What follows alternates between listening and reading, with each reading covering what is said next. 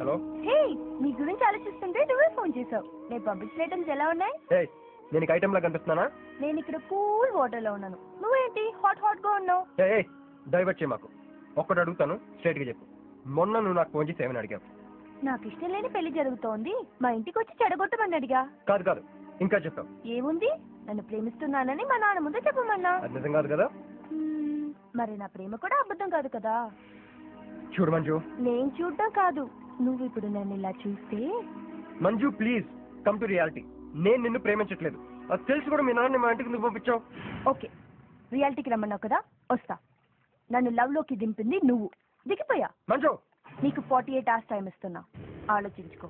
లేదంటే మా ఫ్యామిలీకి ఒక ట్రెడిషన్ ఉంది, మా నాన్న అయితే చంపేస్తానంటాడు, మా అమ్మ అయితే చంపిస్తానంటుంది, నేనైతే చేస్తానంటాను.